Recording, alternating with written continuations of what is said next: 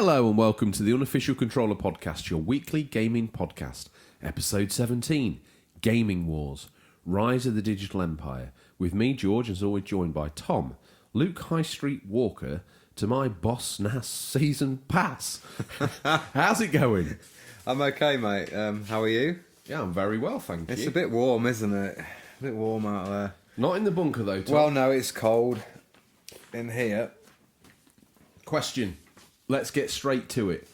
Do you or I want to let the new wave of listeners, because yeah, there's a new wave, because you guys rewarded us most wholeheartedly. So we'll just give you a quick rundown. So in a minute I'm going to ask Tom what he's been playing. Then he'll ask me what I've been playing. Then we're going to go into the news, of which we've scoured the darkest regions of the internet to bring you the latest stories. Then we slick down the greasy pole of the show into the feature, the veg and meat of the show. And then we go to the, let's face it, we don't want to face it, but the most popular part of the show, listeners Stingray. And then once we've done a round the world take on everybody's retro pickups, Tom, the big man arrives, opens up his boot, and we pick through his boot, Stingray's boot, aka the new releases. And then we, by that point in time, exhaustedly ask each other what we've been playing before making our excuses and getting the hell out of here. Absolutely. Are you awake? I am. I think we should say thank you to. We put our big call to arms last week, trying to get some new listeners, subscribers, get us higher in the charts. We tried to assail the top 10, didn't we? We did. We didn't quite make it, but I think that's still within reach. Negative, just impacted on the side. Yeah. But no worries, because we appreciate it.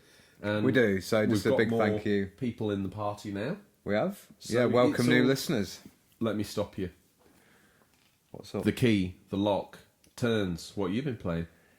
I've been playing mainly Overwatch. I'm not even going to lie that I've been playing anything else. You were meant to lie. Yeah, meant to make up games that I haven't played. Even ones that haven't come out yet. Yeah, I've been playing a bit of Last of Us 2. And, oh, right. Yeah, no, Stingray release that was. I was going to say we finished that twice. Yeah. Good old Stingers. Yes, yeah. What else you got? Honestly, nothing this week for me, other than odd games on Overwatch. Okay. That's really bad. I think I tell you what I did. I'll just to explain a bit more. I was looking at buying a new game, and I looked at a couple of titles.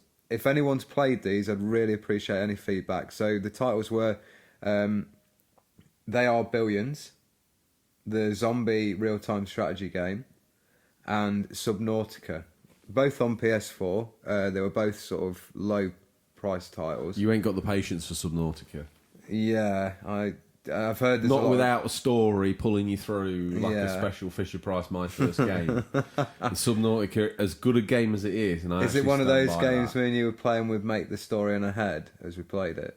There is story there, but there's a lot of time when you just left to your own devices. Right, okay. And I think you fill those gaps in yourself. Yeah. It's I've not played it, but I've seen a lot of streams, and it reminds me very much of a one landlocked No Man's Sky. The planet's huge, don't get me wrong, and the exploration down through the depths looks incredible. I just know you'd get that all excited, you'd get home, well, you're probably buying it digital, a la the feature today. Yeah. And you'll be, you'll have a go on it, you'll be a couple of hours, and then you'll be back to Overwatch, Red Dead Redemption, and Battle for Middle-earth, I should imagine. No danger. If only I could get that running again and get on some servers. It looks like they will be billions then. Oh, they are billions. There's a million other games you could get. You could get American Fugitive. You could get Shakedown Hawaii. The king of the indies, Tom, surely stands atop this podcast and basks and shouts the glory of these glorious indie titles that you get in the midst of. We'll have to have a look in Stingray's boot, won't we, and see what's coming up this week. See whether there's anything worthy. Well, let's just hope that anyway. Bluebird's boot is full of treasure this week. It usually is. What have you been playing? Well, I'm going to shock you here. I've been picking up Call of Duties recently because they're like 25p each. So I started on the PS2. Wow. And I've picked up the CODs on there. Hold the press. I know. The only problem We're a big fan of 2, though, aren't we? And, yeah, the only problem. The first Modern Warfare. The only problem with the ones on the PS2 is not one of them is a recreation of the Xbox 360 version of Call of Duty 2. So all those high spots that we were kind of looking for, they're not there. I think they kind of fell by the wayside a bit compared to the Medal of Honor games in that era. Because I remember getting that Medal of Honor where you do the Normandy beach landing, and everyone was saying it was like, this is the best it will ever be for a war simulation game. Have you played that? No. Recently? No. You and two others stormed the beach? Yeah, it's not easy that work great. for the boys. Yes, Omaha was a cakewalk. Yeah. And what else? So I've been playing that, so I was trying to start some else through on that, give the kids a bit of a history lesson, not only in World War II, but in retro gaming as well. What, by taking down Herr Panzer? The only bit we did was the Russian one. Yeah. But that was quite educational. Like, we stormed the beach, we didn't have a weapon to start with, which was... Yeah. That could have been the real life Russia. And then we went through, and there was some streets to street fighting, which was quite exciting, but it's no way near as good as the one on 360. Yeah. What else have I been playing? I'm banned from mentioning it, although it's the Overwatch podcast. As far as Tom's concerned, I'm not allowed. Can have your... The reason why we get probably a couple of hits on YouTube is the fact that I've put Minecraft is the best game in the town.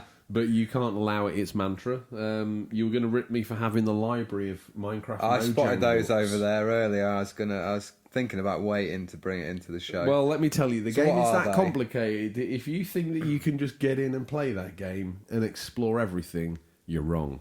You need that little handy survival guide. Really? Oh yes. What blocks this? How do I make that? Next week you'll be coming in a Minecraft t-shirt and a mug. I'm looking. Let me tell you one thing is for a fact. Before this month is done, I will buy some PewDiePie Minecraft merch. And I will wear it. How is daily. he partnered with them? No, I don't think so. He's just done his take on. He's got some characters in the game that he's created as he's gone along. He's done t-shirts of his dog Sven. Oh, that's cool. And his horse Jurgen. He's a nice guy, isn't he? He's Felix. I tell you what, he's out of a lot of, I suppose, celebs they are really these days. He's actually quite a good role model. Felix seems like a great guy. Yeah. There's been a lot of furore about him, but I think that was created by people who didn't really understand what he was trying to do. As it mostly is. Yeah. With those situations. As is this podcast. Tom. Yeah, we're rambling and we need to... And before I get any further, before we sat down in the BBC studio to record this third-rate podcast that we call, Tom's sipping his chilled water, the ice tingling in the glass. Hopefully you heard that at home. I'm sipping warm juice out of a beaker, and he's sipping chilled gin out of a glass. How the other half live. Days Gone. Also been putting more into that. I think I'm finally now in what you would call when you finish that game, the PS5 will be out. Yeah, but Tom, I'm not one of these people that says, yeah, I've finished it on easy, having done none of the side missions. When that game gets done... Those guys... It's going to get done. It's just about the achievements for them, isn't it? Or trophies. No, it's not even about that, though, is it? Because if it was, they would finish it. But for people like you, Tom, it's about going to work and saying that you've finished Red Dead Redemption in a week. Oh, you know me so well. Well, I do. And that was news to the fans, or maybe it wasn't. But now, Tom, it's time for the news. We scoured the very darkest regions of the internet to bring you the latest stories. First up, Tom. Do you want to take this one? No, I don't. No, I want to take the next one, if that's all right. Okay, well, that's you rounding out both bits at the end of the news. We could have had round and about, but no. Sorry. I'll pull on your milk-stained onesie, have a little sniff of the crotch area.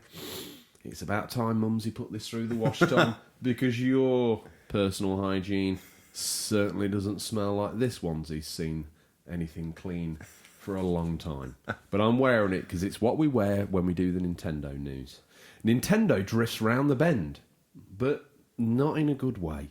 Last week, a class action lawsuit was officially filed. Well, we already know why Tom doesn't want this, because it's got 4 bigger boy words in it. It was officially filed against Nintendo of America for its Switch Joy-Con drifting issues. Nintendo offered no response. They have now provided a statement to The Verge concerning the issue. It details that Nintendo is aware of recent reports and urges any Switch owners experiencing issues to contact its support webpage. And we would advise you guys do exactly the same. If you want to get this fixed legitimately, you're going to have to get on there and get hold of their support team. And they've released a statement. At Nintendo, we take great pride in creating quality products, and we continuously making improvements to them. We are aware of recent reports that some Joy-Con controllers are not responding correctly. We want our consumers to have fun with Nintendo Switch, and if anything falls short of this goal, we always encourage them to visit www.supportnintendo.com so we can help. And just so you lovely Switch owners out there in the listenership are aware, this is the official lawsuit. CSK&D have filed a class action lawsuit against Nintendo of America Inc., Nintendo, for claims relating to alleged defects in the Joy-Con controllers that are part for the Nintendo Switch gaming consoles. The complaint filed in the United States District Court, or the Western District of Washington, alleges that the joysticks on Joy-Con controllers are defective, leading users to experience drift issues. Specifically, the complaint alleges that the joystick on the Joy-Con controllers will automatically register movement when the joystick is not being controlled by the user and interfere with gameplay. The complaint filed on behalf of purchasers of Switch and Joy-Con controllers brings claims under various consumer protection statutes, as well as various warranty and common law claims.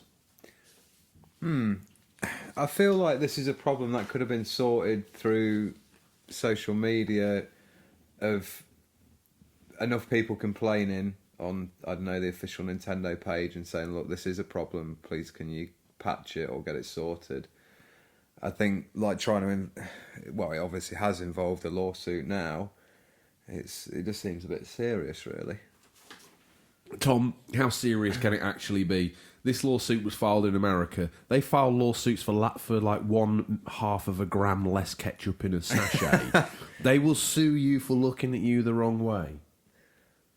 If their coffee's 1 degree too hot, their mouth's been burnt. You're getting sued.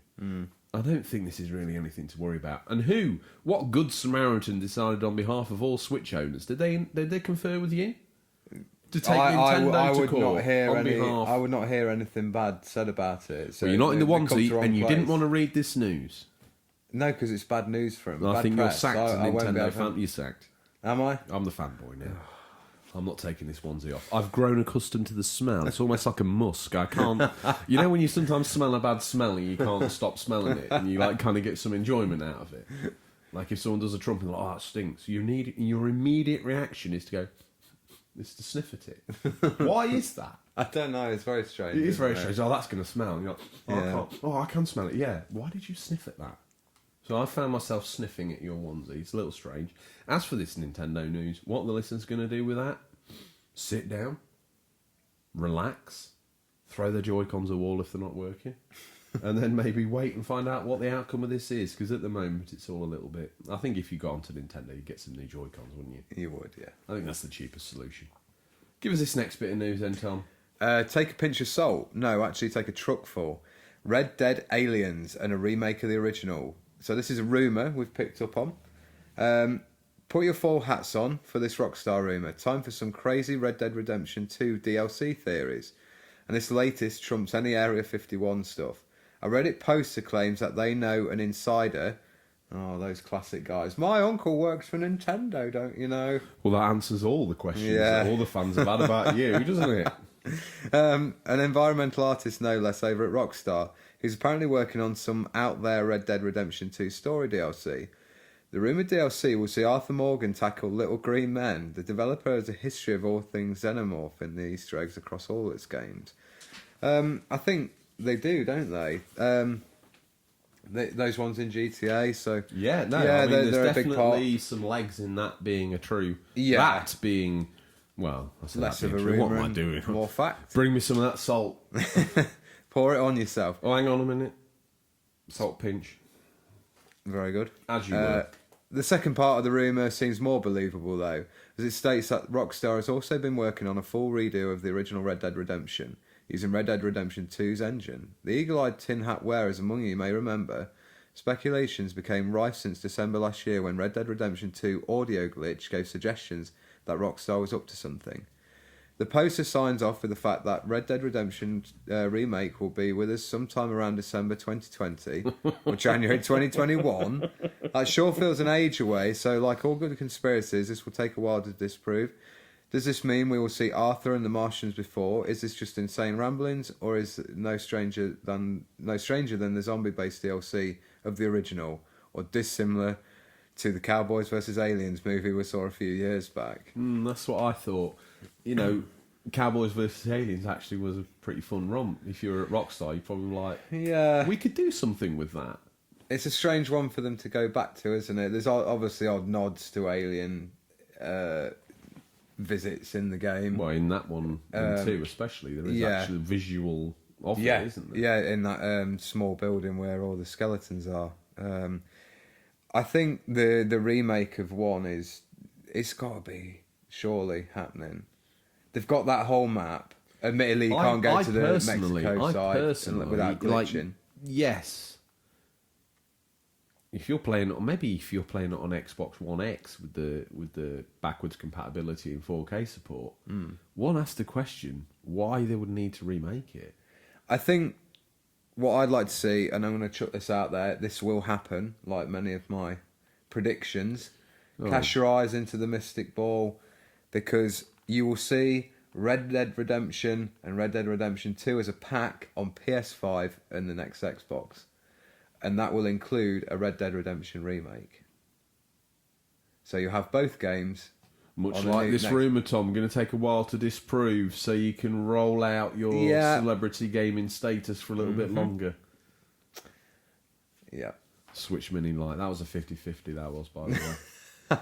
Hello and welcome to the unofficial Overwatch Tom is Awesome podcast. Tom's been abusing his green screen privileges again, so over to him for this latest news. I'm really glad you read that first bit out, so we'd have the whole talking about myself in third person again.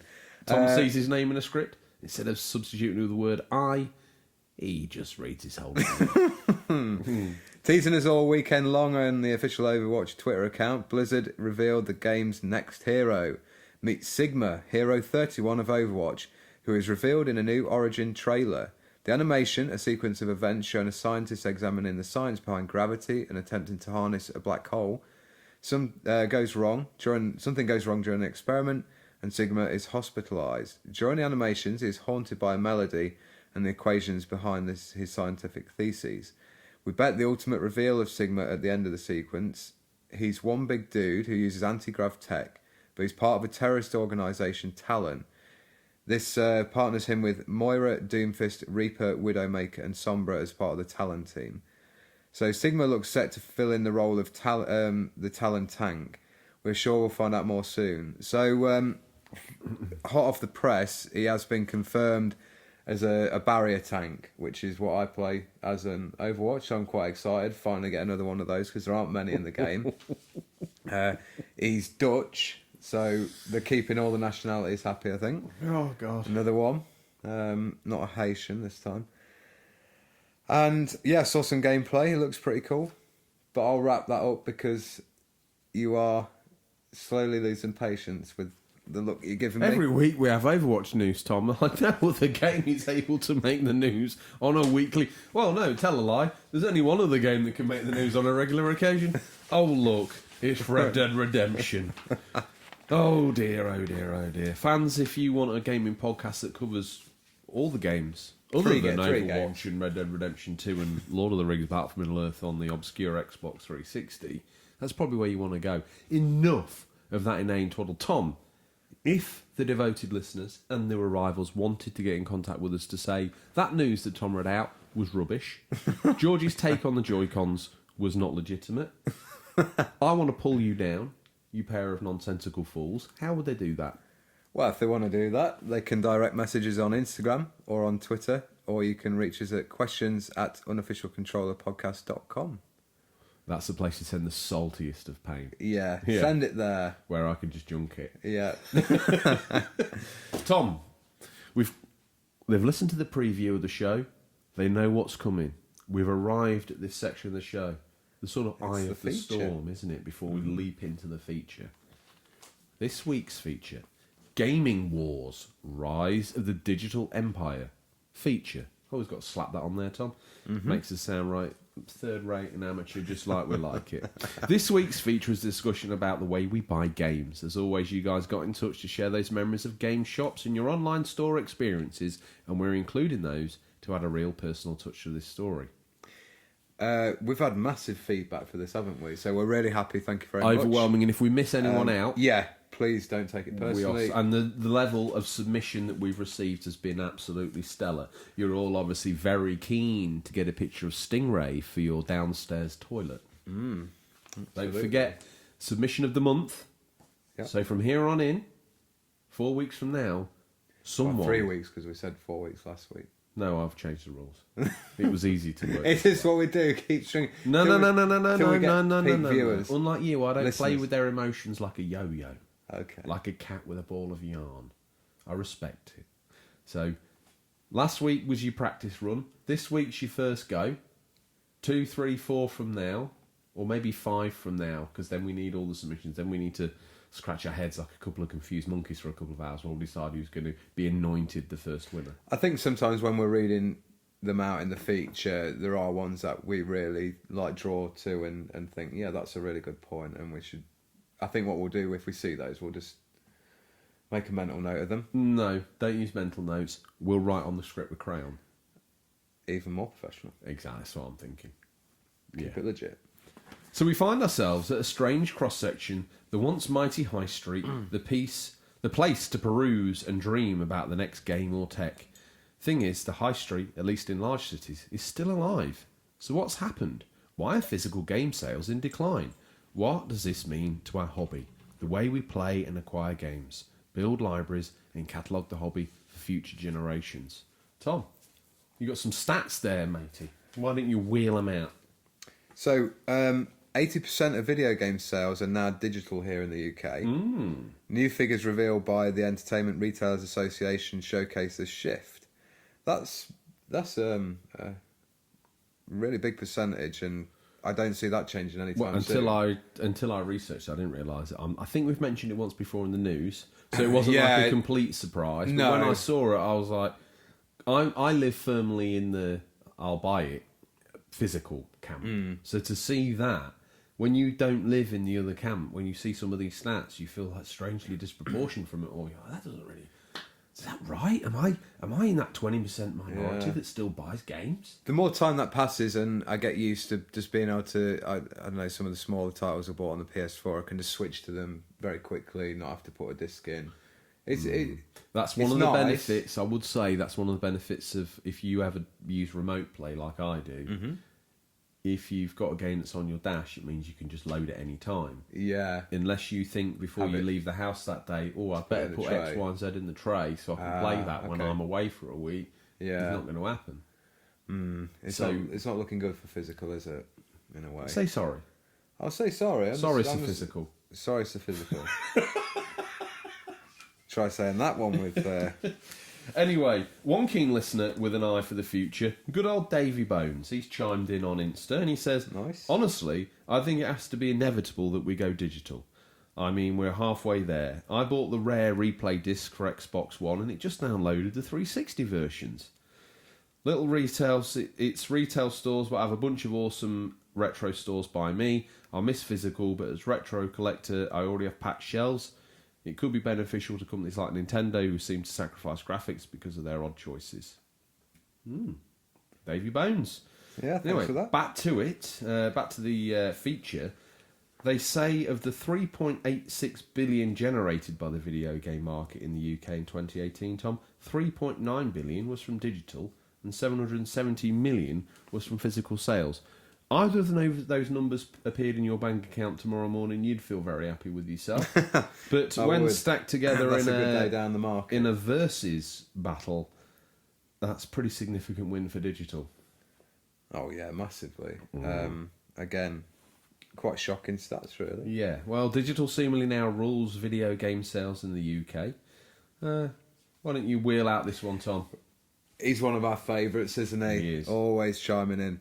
One man not happy with that, and he's one guy you don't want to get angry. Daddy Zilla. He's got in touch.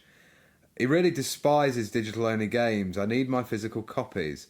Hosted services are not guaranteed to be around, and if something happens and you lose your library on an older system, you could be screwed. I still get out and hunt, and I still hit up the local game shop, and about once a year I hit up GameStop. There's no better feeling than finding that game in the wild that you so often seek.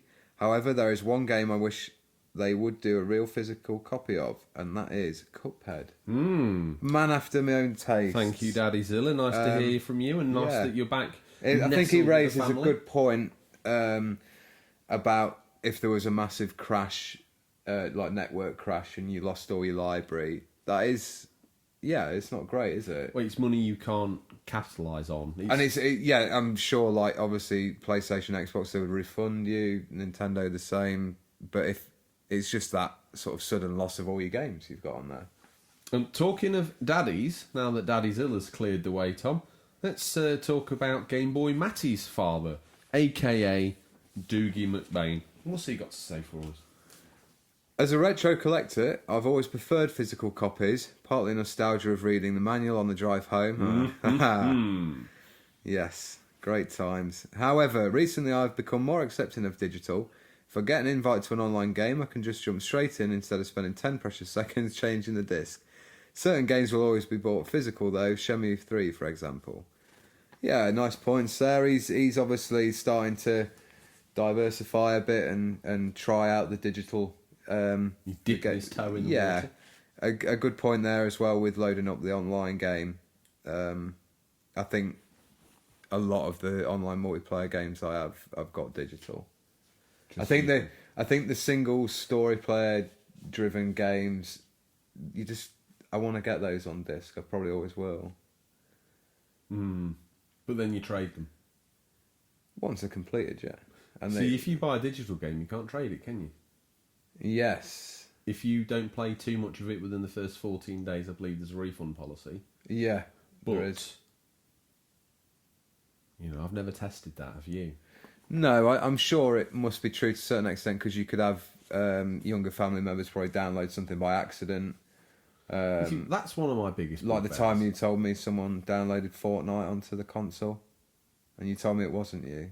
Told me someone else. Oh, I thought you were being legit. You were making a joke about the fact that I had Fortnite on my console. No. As did you. And I've got children to blame it on. Oh yeah. Oh yeah. Yeah, that's something that I don't think we're going to bring up in the feature, but I want to just bring it up now. Okay. I often find that I'll go to, we'll name them, like supermarkets, Tesco, Asda, Morrisons, Sainsbury's, wherever it is, and they've got a little video game section. Yeah. And they have those games, they sell them as lost leaders. Right. So you come in the store to buy the latest game, they pretty much bet on you buying other products as you leave the store. So there's a strong chance you'll pick up a drink or whatever it is, Monster Energy drink or some food or Rustler's something burgers. else. So they sell the game at a loss in the hope that they bring you in, or a slight loss in the hope that they can bring you in and get you to buy this other stuff. So you can get a game for $39.99. And you think, oh, okay, I'll tell you what I'll do. I want that digital so I can do remote play, or it's not one I'm not overly bothered about having the box. And you get home and Sony and Xbox want 70 quid for the game. Yeah. What's going on there? Now, I heard it was because they didn't want to upset the people who are currently retailing their hardware. So they wanted people to still come in and buy a physical copy of the game from GameStop and Game and places like that. Even the supermarkets where you would go to buy a new console. Yeah. They try and make sure the online digital marketplace is more expensive to make sure there's still a reason to go tread the boards to the shops. Oh. Or is it a cash grab? Well, we were promised cheaper prices, weren't we, back in the day? And You're not driving a truck to the location. Yeah. You're not paying for a plastic box. Yeah. You're not extruding and burning a disc. Well, there's another thing there, isn't You're not there? even printing that one sheet of paper that you get with a modern game anymore. Yeah. There is enough plastic in the world, isn't there? So that's another benefit of going digital. I'm not a fan of turtles. I want to see them choked out with ring pull.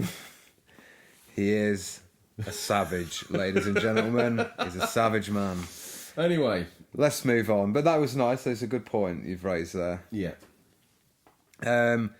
So where are we at? That digital revenue figure we mentioned, which includes microtransactions, DLC, subscription services, pay-to-play, as well as individual game sales, is up to 12.5% year on year. So that's pretty sort of they'll be getting a growth. pat on the back from the managers. That Yeah, they would. While the physical revenue figure is down 2.8%. Overall, the total game sale revenue figure is up to 9.1% year on year.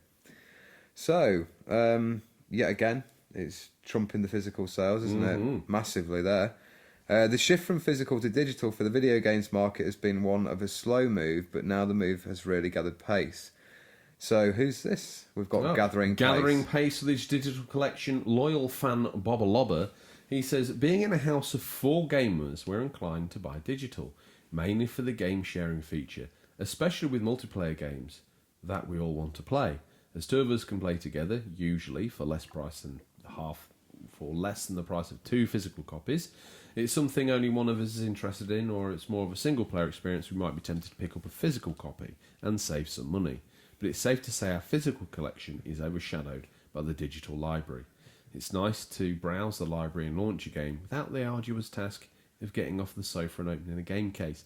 It seems that most of our listeners, Tom, are paralysed from the neck down and make best use of these digital libraries. Boba, the second person to say they don't like to get up from their sofa to change the disc. I kind of agree with them, really. We shouldn't be like that. I'm throwing it out there, Boba. I think you come from the generation that had to get up to press the button on the TV to change channel. Much like myself. No. And you can't get up to change a disc? Yeah, but that makes it sound like a thing that's stuck in the past, changing the disc, doesn't it? It's very... Does it? Yeah, it makes it very old-fashioned. Like, what, you have to get up and put a disc in the machine? Tom, you can't even turn on a laptop.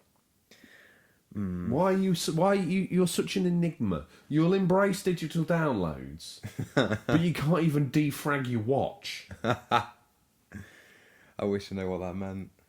Does it mean reset the time? It doesn't mean anything. It's a combination of bamboozle words that threw you completely off the scent. Come off the road like a... I don't know. So embraces like an 18-wheeler. This is a man who embraces digital media, but he can't even work social media. That's good. You're a very strange enigma. Yes. In fact... I like what I like, and I don't like I would say that your rather slim, anemic-looking physical collection is the reason why most of these providers are moving towards a digital space. Do you know what I'm going to say here, Tom? What's that? You're part of the problem. I am. I do trade a lot of games, though, and I think that fact of not being able to trade digital is a big thing for me. Because I can't always afford to buy the next big release, so I know I can go to my very mediocre physical game collection. What games you got in that? I don't know, let's not name them all. I've probably got 10 PS4 games and 12 Switch games, rough count. What game are you playing the most? Digital copy of Overwatch. Bing bong. I do believe Tech Mike Reviews has won a car shampoo and valeting set from Brian's Garage. That's Unofficial Controller Podcast bingo. Yeah, we could turn it into a drinking game for the adults. Oh, we, really? I think if it was, they would have barely got out the news able to walk. So thankful for small mercies. Yes, moving on. Seemingly, though, there is a blip in these stats, and large AAA games from the likes of EA and Activision Physical is still very much the medium of choice, we guess. This is through the easy proliferation in supermarkets, as our American cousins call the grocery stores. Yeah, I kind of alluded to that earlier. You're doing your weekly shop somewhere that you've probably got to go. The high street isn't somewhere you've got to go. I think a lot of the physical games media in the UK is getting bought in supermarkets. Oh, yeah. Yeah, definitely. All of the titles, it seems, though, digital dominates. Overall, the ERA's data paints yet another grim picture for the physical video game sales market in the UK. Game and GameStop over the pond have now, however, responded to decline in sales by trying to refocus their brands into esports and user experiences. Just a point of note to put this into perspective, the ERA only tracks software. So there is the lost dynamic of profits from the actual consoles and hardware itself. So although we're painting a picture here of a world where physical versus digital, you still got to go to one of these brick and mortar places to pick the console up 9 times out of 10, unless you bought it off of Amazon or something like that. Yeah.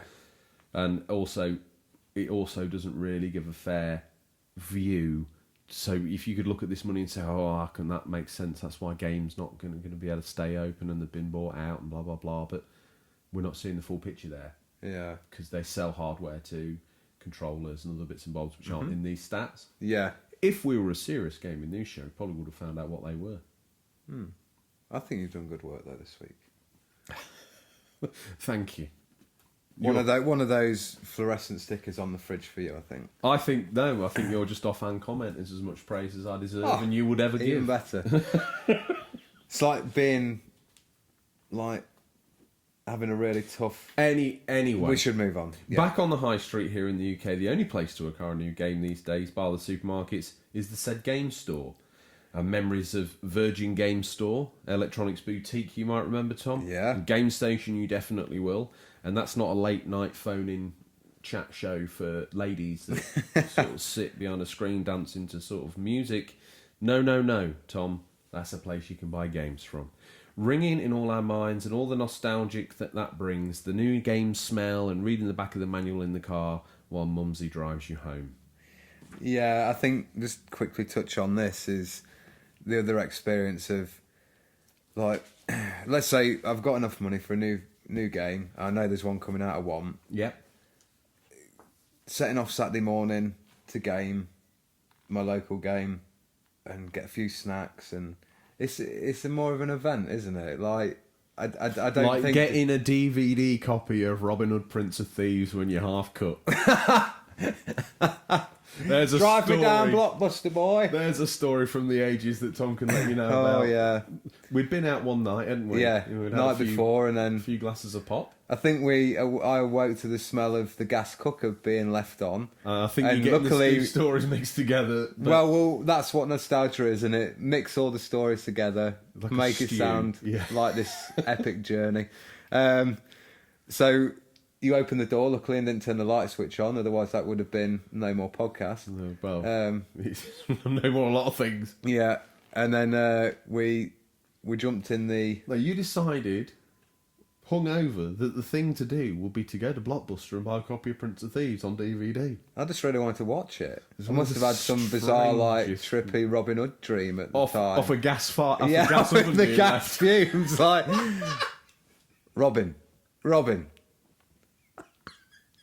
I don't know, Prince of Thieves as well. It's the best Robin Hood, isn't it? And it was no if my memory comparison. serves as well for some bizarre reason. Maybe the barman looked like Alan Rickman, and he was It was like a special edition gatefold version of it as well. You went and threw down hard on like the best version of it you could get on DVD. Oh, that's what I mean. Though, like stuff like that. You don't get that buying it off of online. You don't get that buying online. You don't get that with Netflix and chill. With You talk do of not. Netflix and chill, sniffing the book and admiring the art of the cases, here's good old Tech Mike Reviews. He's been absent for a while, but he's back on the scene. Back on and the he scene. says, I used to buy digital for the convenience and not having to switch disc cartridges. Someone else who must have no legs. But now I am almost all physical. He's all right. Jesus He's all came right. down, blessed him with the ability to use his limbs again. As I love, he's gone physical again, and I love having the box art and the feeling of owning something tangible. You know, there's a strong chance that one of these listeners that I've said can't be bothered to get up and change this probably can't. And I'm going to get hounded through the press. Yeah. I suppose that's one way of going viral, Tom. There's It no is. press like bad press. There certainly isn't. And now it seems, and we've mentioned all the nostalgia of these shops before, and it now just seems to be a home of Funko Pops and other geek-related stuff. This switch and refocus, though, is a little bit too late, and game have been acquired by the bigger boys' version of Lord Ponsonbury. In fact, Tom, this would be a great time to wheel in the owner of Finster Games. What's he got to say? Finster Gamer over on Finster Insta. Gamer, he says, the only digital games I own are the ones that were free with Xbox Gold. I prefer a physical collection any day of the week. Firstly, physical games drop in price, where the digital versions are still at full price on the console store years later. Yes. Good point. Solid Good point, Finster They have Gamer. odd sales, but especially Nintendo's If first you party decide library. you're going to get a game that's really not in a expensive. sale or there's not a sale on, and you go buy it for the full RRP of $69.99, Yeah. you feel Oh mate, robbed. Yeah. Robbed. brutalised in the body. Yeah. As if Robin Hood and the Prince of Thieves had robbed you themselves. Was he into that? He was. He robbed from. Oh right, because I'd Yeah. mentioned the rumor that you might have a sore botty, and you said like you'd been seen by Robin Hood, Prince of Thieves himself, and I didn't know whether you were alluding to the Star Waterworld being a bit of a gregarious type of guy. No. Alan Rickman, No. he's God dead. rest God his rest soul. his soul. Sir Yeah. Alan Rickman. Sorry, Sir Alan. He's still alive in the village though, Tom. He is in our hearts. Firstly, physical. Yes, we've done that. Teaches chemistry.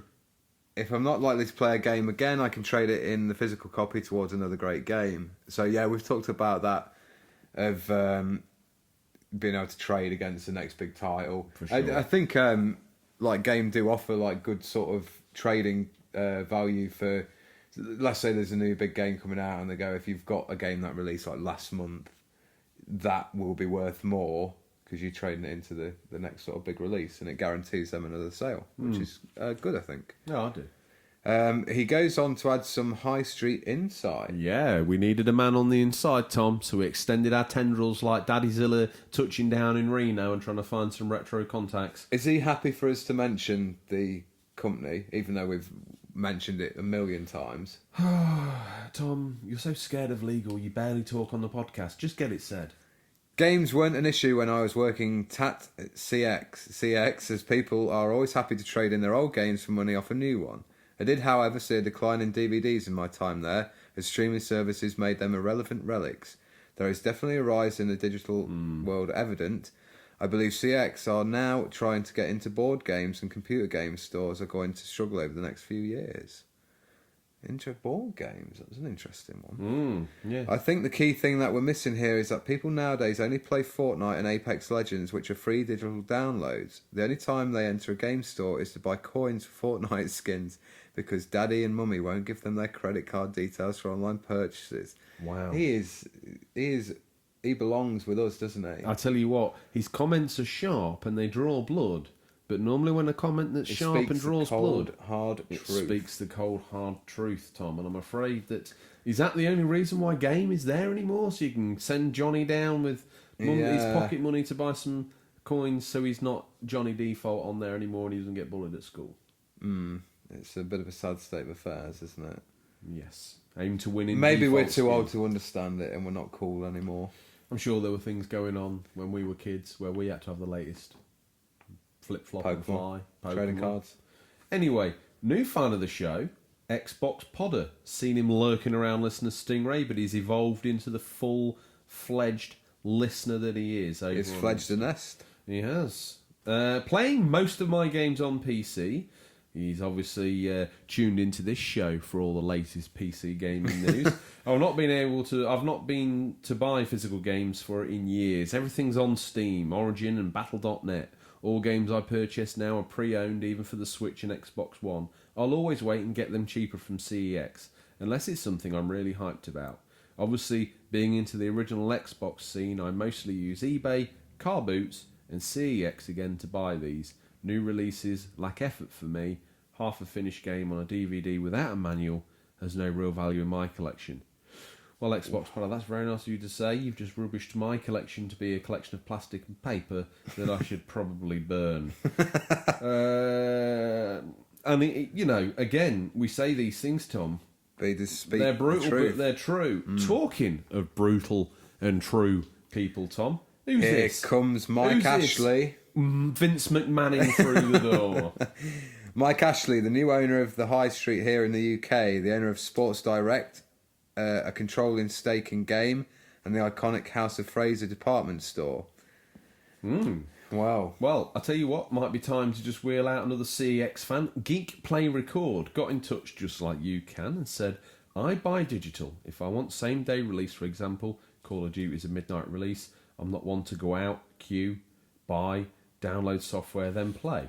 I'll buy digital for the same day release. It's hard to play. It's ready to play by midnight. However, all other games I buy from good old CEX as second-hand, well, most anyway. Let's face it, there's nothing like a good old physical copy. I'll just touch on the point he makes there about the going down for midnight release and such. I remember when I got the Xbox One, it'd been out a year. Yeah. I thought, right, I'm going to ask for an Xbox One for my birthday. Everyone very generous, got me one. I went out and bought probably 3 or 4 games with it, with my leftover birthday money. What games did you get for that? Ooh, Far Cry 4, I think. Shadow of Mordor. What other? It's a good game, but it had to be, didn't it?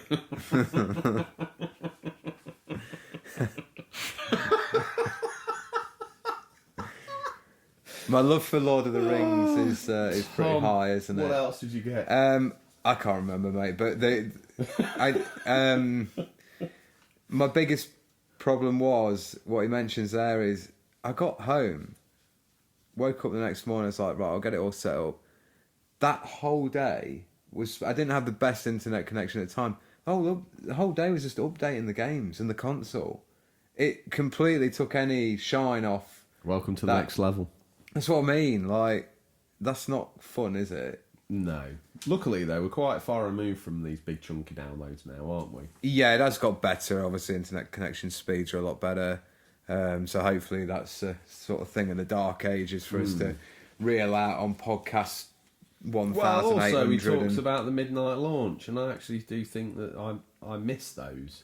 Yeah. I've often looked massively. back through sort of rose-tinted spectacles when we did the 360 launch and some games from around that era and just before. I think that we really got quite excited for when we went down at midnight and we stood in the cold and got confused. And then... I still, like, when I went to get the Switch, it was a great experience, and I think if that dies a death, it'd be a shame. Or we'll just all meet at Tesco's 1 minute past midnight. Oh. And we talked earlier of Mike Ashley stumbling in and buying up everything that doesn't move on the high street, Tom.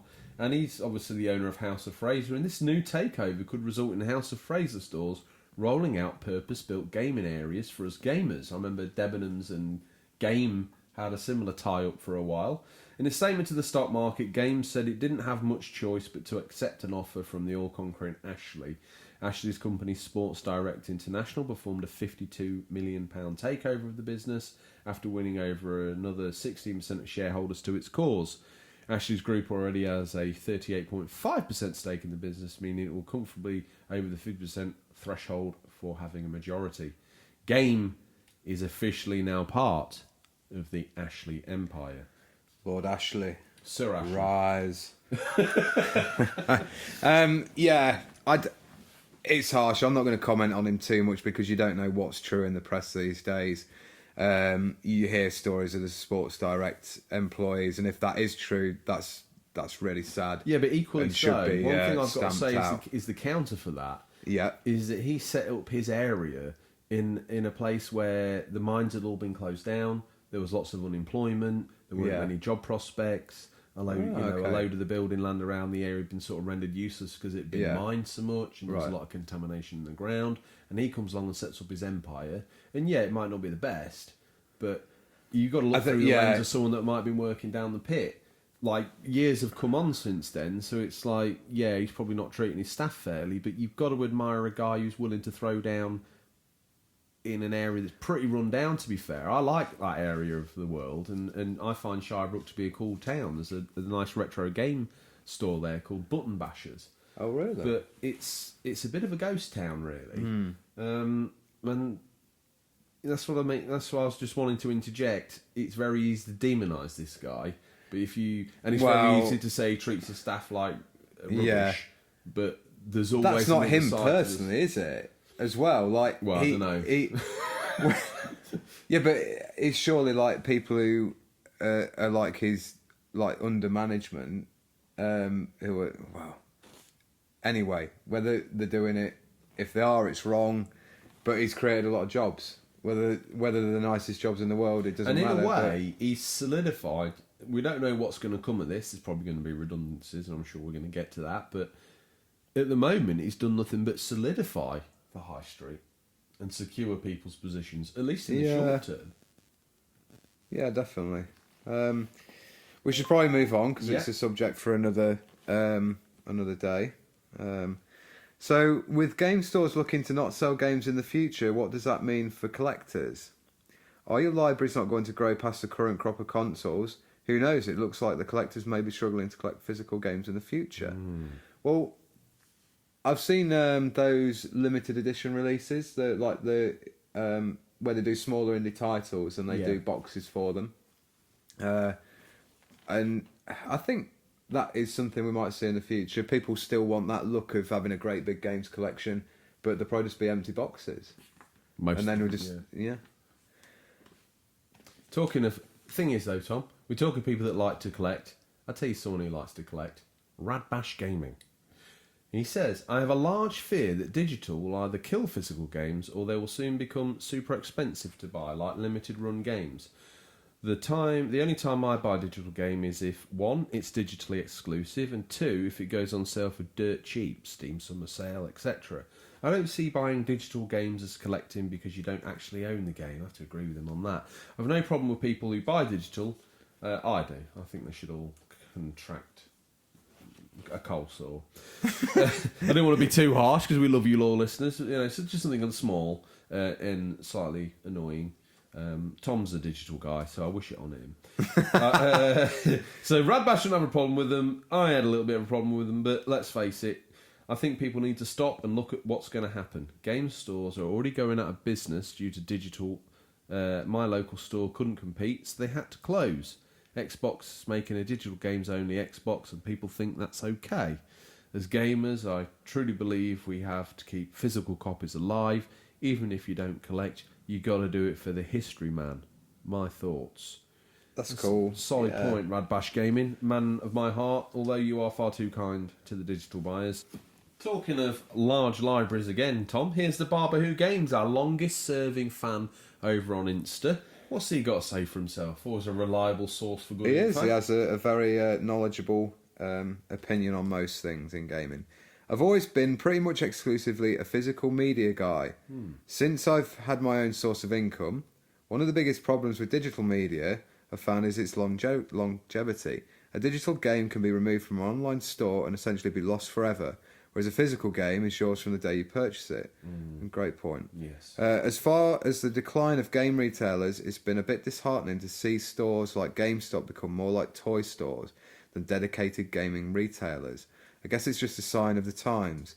In the end, it's hard to say if physical games and media is on the out. I remember years back when CDs were supposed to be discontinued, yet they're still here, so who knows what. We'll have to wait and see. That's a solid point about CDs. He's right. I mean, I don't think that will map into gaming as much, but... no. It's a solid point. Well made.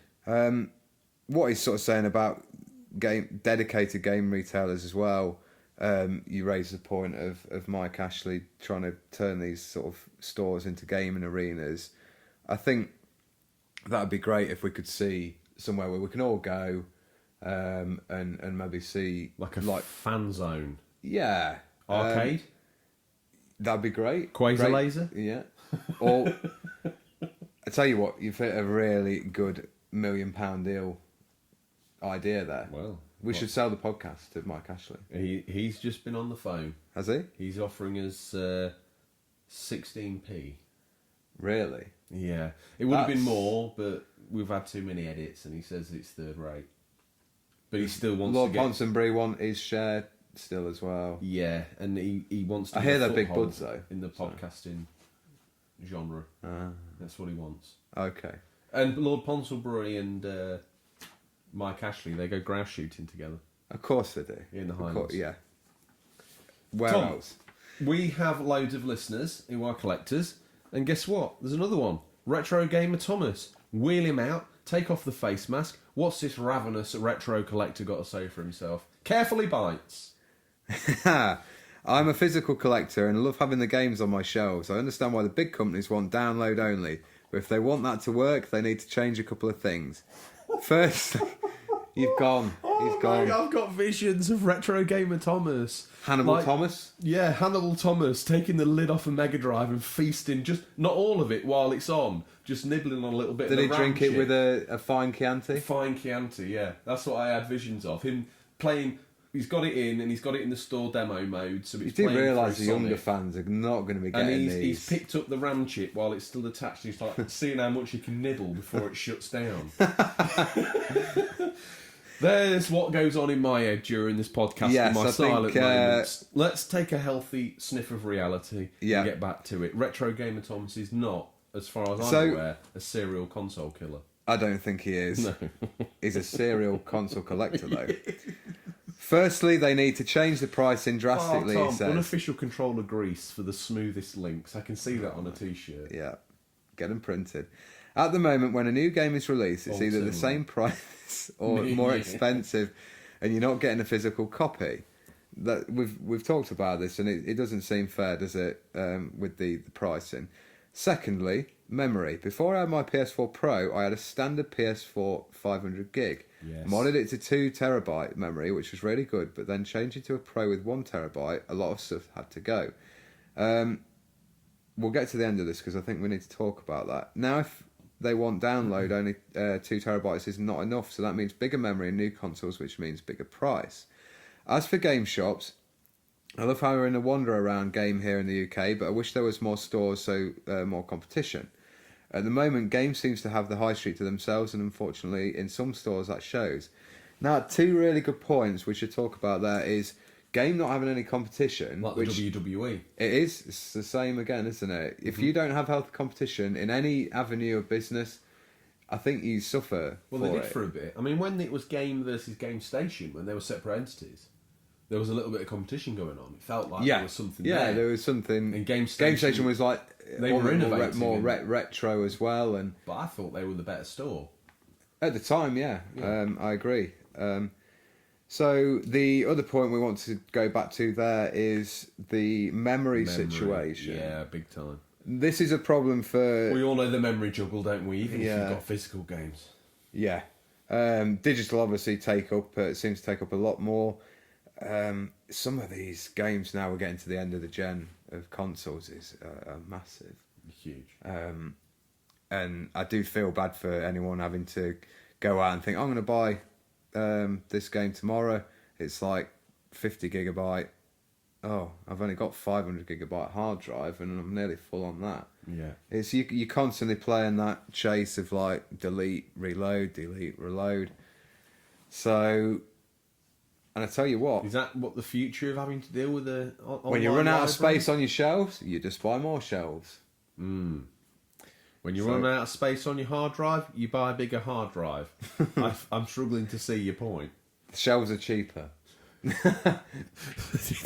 If bought from our local cash and carry. Or maybe we should have a local. Wayne Ray's got he's doing a BTEC in joinery. Mate, we've got a He's knocking 'em startup. out. We've got a startup Swedish furniture business, Joe Kia. Joe Kia. Joe Kia. Oh, he's got them all. Took Anyway, you a while to arrive at Punchline Station, but when you did, you tripped over your suitcase. here would be a great time for Patches In, who got in touch to say, what's he got to say there? Well, as the games collector of the trio, physical will always be king. I have digital games, and it just doesn't feel the same. Never really bought from Game, as Game Station was king. Now I'm all Amazon all the time. With this gen, though, the new problem is only a small part of the game is on the disc or cart and the rest is downloaded. That's a solid point, that is. So it negates the need for it, especially with games shipping with game-breaking bugs, where the update is essential to play it. Yeah. Imagine if you were playing offline on the modern console. You'd be having a very Yeah, terrible experience. you would. The only reason to go into Game now is for all the game-related This should be a script writer on our podcast. Mario shot glasses were my favourite purchase. Me personally, this is someone else from the trio of Patches In. Got a bit confused there because obviously when they write it all seems like the same person. But me personally, I try not to buy digital games unless there's a sale on. It's nice not to have the space in my flat, but I'd love to have a huge display of games like my boy Hugh. He signs off Dom the Handsome One. is therefore probably grouping the first commentator, Hugh, the man who likes a Mario shot glass. He's saying he's not handsome. I don't want to turn this into a patches in beauty contest, but the one who says the least, Hugh, he's probably the handsome one. Dom, you've had to make the point. You're probably not that handsome, unfortunately. And what a strange place to pick this fight. You know, the greatest stage of them all, the Unofficial Controller podcast. You decide to come here to clear up your dirty laundry. Well, anyway, Patches In podcast. There's room for all of us. You should check them out. Very good show. Well, at least I think so. And I'm into third-rate tat, as you know. So there you go. Glowing endorsement if you ever didn't need one. It's the... what have you got to say about that, Tom? Apart from, which one do you think's the most handsome one? Flick a coin. My boy Dom. You backing up the man that says he can? Yeah. Okay. Usually when they're that confident, it's true. I suppose looking through this lens, Tom, it's probably the first time we can see an end to one of the aspects of our hobby. Let's hope pioneers like limited run games make sure as silicon hoarders still have something to hoard. Yeah.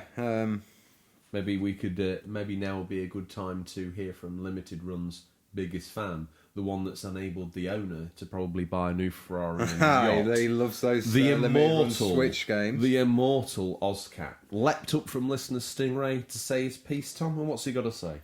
There is something special about physical copies of the games. I think more so the biggest generations, NES, SNES, N64, Game Boy, GBA, PS1, and 2, OG Xbox, are the most important eras in gaming. Bold statement there. Bold statement. There was nothing like sitting in the passenger seat with my new copy of Final Fantasy X or my new copy of Pokemon Silver and peeking through the manual on the drive home. Proper bloke. Yeah, all whilst my excitement slowly builds. We used to get something before the game, manuals, artwork, something during the game, the actual game itself, and something after, the feeling of accomplishment when complete. I'll always be with limited run games and their physical forever model, and hope there is always a physical market. But with Xbox One discless model and the Google system, the Stadia, being digital only, it seems inevitable. I understand that digital gaming allows more companies to create more games like Layers of Fear or Ark, which eventually got physical copies due to being popular. But it makes for someone to make $3 and $4 digital games too. Also, if we end up in a digital only market and I'm expected to pay physical retail pricing, I will stop playing games in general. That's strong. I hate buying games for around $60 and disliking it. But at least physical games we can resell and recoup money, whereas digital is nearly always stuck within its digital inventory. Just my opinions though. Lol. And before we, I suppose we ought to really think about what Ozcat said first, but we've got one last surprise submission from mark.garage.gamers. Okay, do you want to take that one? His parents were forward thinking when they christened him, weren't they? Well, first of all, I wanted to do the classic unofficial controller thing of wheel spinning back and sort of talking about Ozcats. Very good point here. I mean, he's one for the retro. He likes to sit in the passenger seat with his copy of his new game and sniff the manual and read the art. Read the art, look at the art and read the words. And play the theme tune. Yeah, I think that's something that we probably don't talk enough about. I mean, limited run games do, put effort into their releases, but I think when I can afford it, there's nothing better than getting one of those sort of, not the high end limited edition where you get like a full life size replica model of a character. Normally, the bigger, more bizarre, more expensive ones come without the game. Don't they? They do, that? yeah. A la your Far Cry 2, which you showed me earlier. Yeah, well, that's because it was hokey jokey third rate second hand one. I'm talking like first, port and swagger Red Dead Redemption. With the treasure chest. It's just nice to get those little extras, isn't it? And it'd be nice if we saw, if you're going to charge full price for a physical or compete with digital market, then I think that's probably why we maybe see more limited editions. Yeah. And that's probably why limited run games have taken off, because surely if they can take off and survive, there's a market there for the people who are making these games to put some more effort into. Sometimes when I get, let's say, take a PS4 game for an example, you open it up, there's the disc on the right, we all know that, we know what that is. You look to the left for a manual, and you've got literally a slip of the thinnest paper Yeah. with the basicest of controls listed on the back, and that's it. That's not. Some of them don't even have that. No. It's craziness. a point for another time, but do you think, like, the younger generation, as we've talked about earlier, just sort of playing those free digital games, surely companies like Limited Run, our generation, are always going to want those physical copies. So I think that is the big market for them. Yeah, but I think we probably do the kids of modern day disservice. Like when you were a younger playing games, you were playing games that a grown up that was playing games at the time would have said, "Mate, what's that? What are you playing?" I remember I came. It's round not to so yours much. and you'd be playing a game that I was thinking, "It's a bit kiddie." Yeah. And now you Good play point. the bigger boys games. Yeah. So maybe when kids get to be bigger boys, they play bigger boys games. Maybe so. Yeah. And right now, everyone at school's talking about. I mean, let's face it. If you're a kid at home, and you've It's got more no it's pocket more money- the way we play them and what we're buying rather than the actual subject matter, like the sort of, I don't know, Fortnite, Minecraft. No, don't lump that game in that because it's not free to play. All right, okay. A lot of Nintendo games, like They're tat. Rehash tat. we should move on. No, well, I'll tell you what move we'll on. move on to. We'll fly forward to the future with Mark Garage Gamers. Hi guys, my comment for tonight's show is I prefer a physical copy of the game. Not sure if it's my age, just turned 30. Well, happy birthday to you, Mark Garage Gamers. Which I don't mind, by the way. Haha. So he's laughing, he's finding that funny. Me turning 40, I'm not so keen. But it's I'm 21. how... That's right. And lots of the loyal listeners have just done the homework and thought about what you're into, and they're like, he's a liar. unless, of course, he's a really great method actor, which, unfortunately... Some say. You're not. Don't get me wrong, if I see a deal for a digital copy of a game, I'll want to get it for the right price. I'm also a Games Pass member, so can see the appeal of a subscription-based system working for the future. Sorry to use your half-done Tom. Sorry to use your show to promote ours, but on Garage Gamers we play all our games on original systems, so no need to hunt for the discs and cartridges out in the wild to play. Either way, gamers should definitely be embracing the choices available to us these days and enjoy whichever path they choose. Congrats on the show's success. Long may it continue. Well, thank you, Mark.Garage. Is he doing us a shout out? Gamers. Tom, it's, blood for blood, eye for an eye. Does it have to be that? We're the biggest show. I can't even say it with that big. It's too big for my mouth even. We're the biggest show in gaming. Independently exclusive podcast. Subscriptions may apply. But anyway, fair play to him. Yeah, no, joking aside, thank you for that. And he's an active member of the community. He is, yeah, I often see his posts, that's nice. Gamers. He's in and about, he's on the scene. Speaking of people on the scene, he's been found again. Oh, Don't call worry. off the dogs, Tom. Panic over. Call off the dogs. Odders UK is back. Odders, we've missed you. Coming back like a returning Undertaker at WrestleMania. Well, he's here. No, because he's in better shape and he's not damn near dead. Odders will put on a show that people will remember. Odders UK, loyal fan of the show. I actually slipped into his DMs to make sure he was all right. Did you? I did, and he was. Good. And therefore, hence, he's back on the number You one shook him gaming down show. for a few more. I turned him upside down, shook him like Metal Gear Solid for a dog tag. Do you want to take the first part of this and I will take the second? Oh, we're going to split it into a We multi-part will, epic. yeah. Well, we're getting towards the end of the show, much like Deathly Hallows. We'll just chop it in half. So this is what he's got to say. I'm all for physical releases and always look to buy the physical editions over digital, unless they're a digital-only release, and I've got no choice. The likes of Moss, Arkham VR, yeah, good point, yeah. Tetris Effect and A Way Out I've tracked down on disc. Have you? Wow. I need to do Didn't that. even know some of them were on Even this. if it's meant to be paying more than the digital release, I've even a few games from Limited Run. Those being Ukulele on Switch, the rather fantastically bad Night Trap, and pre-ordered Corpse Killer. He is a man for the FMV, specifically because they were physical releases. My preference for physical media is so much that I've even rebought games on disc that I've already downloaded. And I've done that too. Unravel being an example. My partner shares my preference of discs over download, as she is eagerly awaiting the physical release of Life is Strange 2. and refuses to download it episodically. We are the same with films and always buy Blu-rays on disc rather than stream. We like to have our game film collections on our shelf on display. Odders, you and me, we're the same person. That was the original. That was the New Hope. That was part 1. Tom. Here comes Empire Strikes Back. We've got. Wow. However, one of the downsides of preferring physical media over download is that you have to brave the trips into the likes of game. Or I always preferred Electronics Boutique, although now I'm just showing my age to buy them.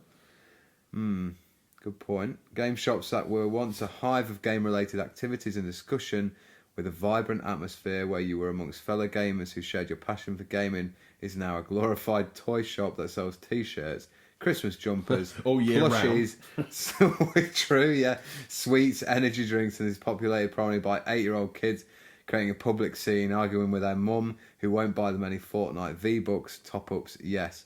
I could just buy online, but sometimes you fancy going in and having a look and seeing what's available. Yeah. The game shops of yesterday are only rarely found today in independent retro game shops where Fortnite doesn't exist. And that's probably a really solid point to end it on, because although game is struggling and slipping off the face of the earth, Tom, retro game stores, the likes of which we've mentioned before, Gotham Games, Button Bashers we mentioned earlier, the video game shop in Boston in Lincolnshire. I was literally just about to ask you about that. Make sure you mention it. I will. I've put his card down somewhere, and I don't know where it is, but his name's Tom. Get on the internet, not our Tom, but a different Tom. Get on the internet, Google video games in Boston, and it'll come straight up. Not Boston, US, Boston, England. Yes, you know. Just to clarify. Daddy Zilla in his travels, where did he go? He might have gone to Boston for all we know. He's parked at the stump, and he's unsure what country it's in. So the high street exists for those that can make money out of second-hand games, CEX, and your local retro stores. But the ability to sell a game new at retail on the high street against the competition from Amazon and supermarkets and all that sort of stuff, even through diversification of Christmas jumpers in June, Tom, it doesn't look like that is a stable platform for a retail environment for selling physical games, does it? No. So Mike Ashley to wheel out a Quasar Laser. I wonder whether he'll go in and go, right, what's working, what isn't, and they're going to tell him like. Let me save you a little bit of time for him and you, and if he's listening, nothing's working, Mike. Nothing's working. Yeah, but all the tat sells more, I think, than probably the games. No, does it though? Maybe at Christmas. When did you last see someone go in there, buy tat, and walk out with it? Christmas. Well, Christmas jumper. In June. Mario shot glasses. Good old Patrick. Crash Bandicoot eggnog mug. If they're doing the unofficial controller drinking game and using those Mario tat shot glasses, we need a picture. Do it. Of Make a it happen. podcast timer about 2 minutes into the show and a upturned bottle of vodka and then with a little bit of sick on their mouth. I think that's a proper listen through. Tom? That was the feature. That was the feature. Let's just say your patience has been rewarded. Tom, it's listener Stingray. When the big man makes a house call, you better be ready. The guys got in touch to show us their pick up some Stingrays boot. You can too. Just hashtag Stingrays boot on Instagram or Twitter, or email us at questions@unofficialcontrollerpodcast.com. And if you've got here on the timestamp on YouTube, shame on you. Skipping the rest of this delightful show. Oh, well, no, not shame on you. Welcome. Enjoy this section, and then go back and retrospectively listen to it all. Because, you know what? By the end of this, you'll probably think, do you know what? They're not that bad. You know, I've had worse. Mediocre. Illnesses. Yeah. Is a term we use very often. That's what we use as the high substrata of where we aim to be every time. Tom, this is you're reading the script. It's the time where you pick up your phone. It is, but I can't at the minute, so we're going to have to look at that one. Why can't you? Because it makes a very bad noise. Oh, of course. Okay, even though we've sound... Yeah, all right. So, listeners, if you want to join in with this, go onto your device, go onto Instagram, and bring up hashtag Stingrays boot and go on recent. Well, this will be the least slickest version of Stingray's boot you've ever seen. But guess who jumps out front and foremost? Let's invoke him, Tom. Sharaban. Sharaban. Sharaban. He's back. I don't think this will be the last time we see him in the boot, so we won't linger too long like a backward gas. But Ghost in the Shell is where he's been today in hacking, and he's uploaded some Ghost in the Shell, a DVD and a copy of the game on PlayStation 1, Tom. Looks Up like... next, we've got our top guy. It's Finch the Gamer. He's got Tomb Raider Anniversary on PlayStation 2, Spartan Total Warrior. I think is that based on the TV show? You'll have to let us know. I don't think so. Champions Return to Arms on PS2 as well. I love the fact that Tom's blind as a bat and seemingly he has to have the phone 1 inch in front of his face. One thing I would say about Finch the Gamer is he must have been down CEX to talk about his holiday pay this week, and on the way out the door he fingerly picked up these 3 bastions of quality. Or not. Tomb Raider Anniversary's alright, isn't it? I'm not going to throw Finch the Gamer under the bus. He's a loyal and dedicated family. Ozcat's in town. What's going on here? GameCube games. Yeah. That's where they used to live. Look. He's had a clear out. Much like Tom mentioned in the feature, shelves are cheaper than physical memory. Oh, are these new shelves? New shelves. Or what's going on here? He's decided to part ways with a generation of gaming outside of more than 2 current gen systems. That's bold. Okay, well, hope you're all right, Ozcat. I suppose those limited run games don't pay for themselves. Sharaban's back. We mentioned it last week. Devil May Cry. We must have said it 3 times, and much like the Sharaban slap bang wallet, he's in listener Stingray with the Devil May Cry collection. The 5. I don't even know what that would be. Listeners, let us know what quintuple. Do you know if that had come from anyone else other than him, I would have believed it. But it's true. Tom doesn't have a clue what he's talking about. I do want to know why I know what that is. Why is that? I don't say it. Overwatch related. Oh God. Quintuple kill. I'm glad that it was. I'm going to get corrected and be told it's 4, but that'd be quadruple, wouldn't it? There's someone here that doesn't like to be kept waiting. Daddy Zilla, Tom. Oh, the man is in town again. Put your glasses on, put your milk bottles on, get the phone 2 inches in front of your face. The reason why you have interference with your phone is because you waft it in front of the microphone. He's got himself exactly the same phone. He's got 6-button Genesis pad. And guarantee you there's interference right now. Oh my goodness. He's got a Robin Hood game, and it looks like it might be a Prince of Thieves game. In the feature, we took him on a drunken trip to Blockbuster, and now Daddy Zilla's took us on a sober trip to his dining room table. He's not cooking up a retro storm this week, Tom. No, he's serving up a retro storm. Slick Together Rick. we do it. No, we've seen Tatsuma Kishinku before, and I made a mess of your name. Let me apologise. You got it quite right that time. Let me apologise again. Looks like he's got a Last Airbender Funko Pop. If that's what that is, Tom. You're one of the... It is, yes, yeah. And a Spyro. Daddy Zilla 80 again, Tom. What's he picked up there? He's got look, all those unofficial controllers. Mad Cats galore. What else has he got there?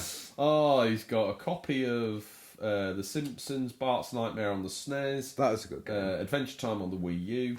Def Jam Fight for New York on the GameCube, which is actually the spiritual successor to No Mercy. It is, yeah. Yes. We were always tempted to try that, weren't And we? Kingdom Hearts. Well done for picking that up. Rad Bash Gaming. He's cooking for Retro Storm in his microwave this week. Tom, what's he got? He's got Super Mario Galaxy, Doom, Killzone 2. He's got an amiibo there, I think, as well. Can't see. No, I don't know where that is, an amiibo. Okay. My eyes are failing me. I'm the eldest member of the show, but you've aged worse than me. Keep telling you I'm 21. Harvey_retro. Nice to see you back on the scene, Harvey_retro. And thanks for the tags and involvement this week on the old social media. You've gone and got yourself a copy of Donald Duck in the Indiana Jones style quack shot from memory. Yes, that's been rewarded there. Dream Collections Retro Games. So you got that Japanese... I better slap the translation on that, because he's one of our foreign listeners. One complete, the other in one amazing and fun machine. Oh, he's got that dodgy-looking Stingray device. The one that you tried to tell me was a toilet seat version of the Nintendo 64, and I tried to tell you it was a Stingray tool. Rad Bash Gaming, Tom, slotted in. What's he got? Beowulf the game. Boom, on 360. He's not messing about, is he? That is from the Sean Bean version of the film, I think. Sean Bean did the voice of all Beowulf. the black magic of invoking Sharaban earlier. He's only snuck back in with the Ghostbusters setup. Ghostbusters on the 360, which is the one I really like. Yeah, I think I should probably pick up the remaster of that coming soon. To get the remaster. I've never played it. I challenge you to finish the first one. The original. Yeah? There's a part of it, specifically at the graveyard, that is absolutely nails. I spent probably 2 hours on it, and the only reason I completed it was more luck than judgment. I glitched it. Brutal. Retrovisions. Here he is. What's he got here? He's got some Atari 400/800 carts. Interesting stuff. Ozcat, what's he got? One of your favourite ones there, Tom? He's got Pokemon Sun and Moon on the 3DS. Nice. Nice work, Ozcat. He just doesn't stop collecting. Gameboy.Matty, keeping himself on the retro path straight and true. I'm taking this. Tom, he's picked up some Dreamcast titles. Crazy Taxi 2, not that easy to find. Came at the end of the console's life. Dino Crisis, Quake 3, F1 World Grand Prix. Nice pickups, Matty. Nice, yeah. Do you think he listened to our console retrospective on the Dreamcast? If anyone's debating getting a I think he probably did, but if he didn't, he's going to scurry away now as fast as his little legs will carry him to the interweb, where through the medium of Dougal McBain, his father, he shall download and listen to that episode. Maybe it'll soothe him off to sleep like a Fisher-Price nightlight. Well, yeah, he can decide what other games to get then for the Dreamcast as well. He can. I feel, though I don't know, oh no, we're not quite there. I'll tell you what, Retro Collector Ray, I'll do this one. Men in Black on the PS1, Army Men on the PS1, Hockey on the PlayStation 3. Okay, Retro Collector Ray, ring the bell, Tom. Lord of the Rings reference, Lord of the Rings War of the North on the 360. What's he won? A Gollum-esque figure for the fireplace. Fantastic. Well, that's keeping it on theme, Tom. God knows where you got that from. Daddy Zilla again, weighing in with some Wii games. Nice to see. And some 360 games. My goodness, Daddy Zilla, I tell you what, not only with your freshly new family, Daddy Zilla and the young member of the family, forgive me for not knowing their name, because they've probably not got an Insta account, you're going to need to extend just to hold your retro goodies. Cat in the Hat, more good stuff, but look out, because these are Devin Zilla's pickups. So he's got Devin Zilla's some Garfield cartoons, Godzilla magazine, some Godzilla socks. Nice. And that looks like a cuddly toy version of Ghost Rider. I believe it is, yeah. Well, looking at that. Well done for that, Daddy Zilla, and I hope Devin Zilla was happy. Well done, Devin Zilla. Some Imaginext pickups there. Pirate Ship, the Joker's Hideout, Green Lantern's Planet. You do not mess about. A school bag with the United States of America on it. That's really cool. Daddy Zilla again, this time cooking up a retro storm, Tom. Wow, nice. Yes. It's got Sonic the Hedgehog, Super Mario Brothers Original, Infamous 2. I know you're a fan of that game. Big on the PS3. Yeah, good game. Yeah, very nice. The Infamous series, very good games. Retro Gamer Thomas, having a drink out of his Joker glass that's going to glass his face while playing with his You want to know how I got these scars? I drink from my Riddler glass. It was a Riddler glass, wasn't it? I play the unofficial Control Podcast drinking game. New listener Tom, ring the bell. No, it's my turn to ring the bell. Tell me to ring the bell. Ring the bell. Ding-ling. See, I put effort. You call yourself a method actor. Yours sounded like a school bell. You tried to method act a bell last week and you just went dong. It was a low bell. I was the bell. Metaphysically, I could make no other sound. That's method acting. Muggle Rubbish, well done. Thanks for listening. Like on your post. You've picked up a Wii U and all the latest titles for the Nintendo Switch. Mario Kart 8 and Super Mario Brothers U. And Super Mario Luigi U. Well, there's a man who's into retro visions here. Tom, this one's worth reading out. A resume has been carefully reviewed. It's a rejection letter from the old school Atari days. Really? Oh, yes. Very cool. Is that the full turn of the wheel? How dare we forget another Nick Cone from Retro Visions. Well done.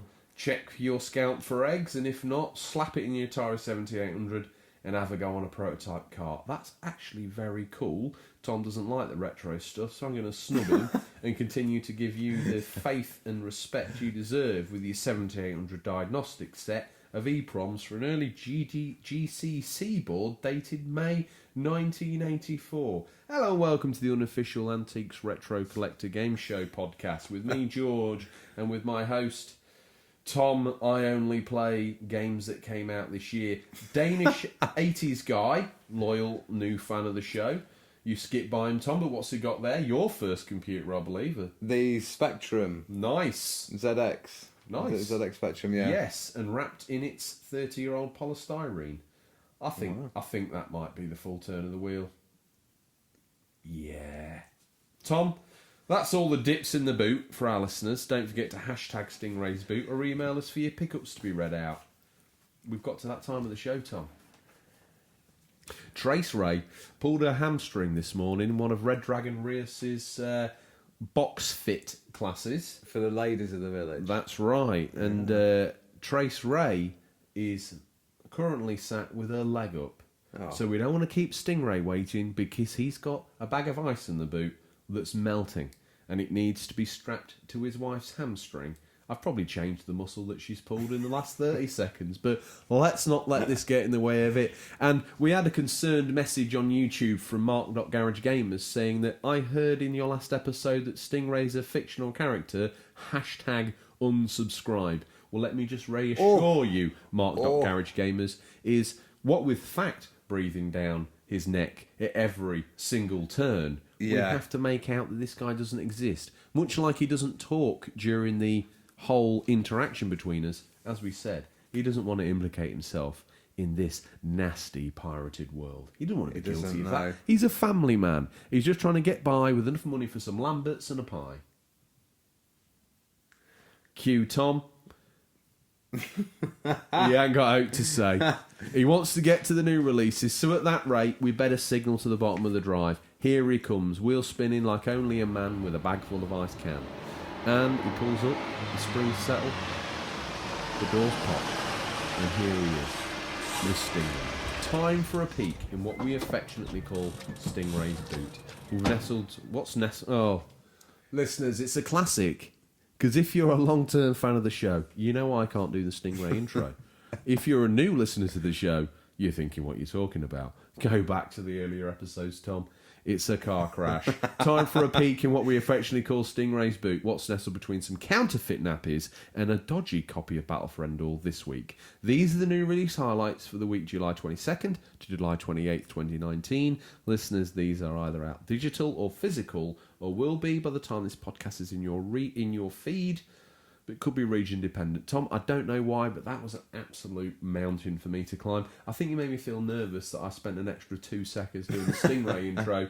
Stingray's board, his ice is melting. You better pull out the first pick. First up, we've got Beyond Two Souls out on PC, July 22nd. That's the important thing there. Now available on PC. Yes, it was out on PS4 originally, wasn't it? No. No? I think that was a PS3 title. Was it? I think so, yeah. Wasn't it? Was it one of the games of the... Quantic Dreams? No, the monthly free game on PS4 not long ago. No, we got... Am I thinking of another one of their games? We got Detroit Become Human. Listeners, if you're listening and you haven't downloaded this month's games, they actually swapped out... I was going to say International Superstar Soccer, but they don't call it that anymore, do they? Pro Evo. Pro Evo. They swapped out Pro Evo, which was the game of the I remember month. when that was the best football game. Well, I thought, I don't even like football or football games, if I'm absolutely honest with you. Mm-hmm. And I even thought, oh, that's cool, I'll download that. And then they swapped it for Detroit because seemingly the fans got angry.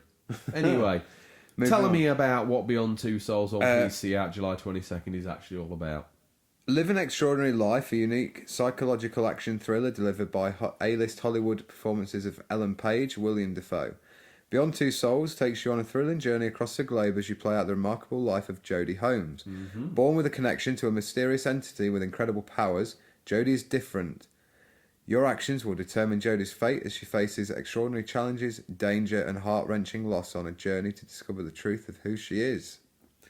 That's out on July 22nd, so Well, I would say... might be worth a pick up for some on the PC. I would say, unfortunately, it's probably the weaker of Quantic Souls. Actually, what am I saying? We've had Nomad Soul and Fahrenheit. It's probably got to be better than that. It's one of the only ones of theirs I haven't played. My next title is going to be called Auto Machef, PC and Switch, July 23rd. Welcome to Auto Machef, a resource management puzzler where you design kitchens, program machinery, and watch your genius come to life. It's time to engineer tomorrow's kitchen today. Thrilling. That's my mummy. Is it? Yep. Biotope PC. No, actually, what am I saying? You can't change now. You've taken it out of the back Tom, of the boot. you dance over titles like an absolute barn dance. I can change my mind if I want to. It was only last episode. Well, you're not having a where you video had this about- week. No video. Fine. I've can't got come one up for. with I've one got anyway. one. He has, though. I've got one for us both. Even better as well. All I will right. wheel it out in a few minutes. Well, Biotope's going to be my mummy. Okay, Biotope will be the most detailed and realistic aquarium simulator on the market. Biotope makes it impossible to create complex aquarius ecosystems and simulate realistic life cycles of plants and fish.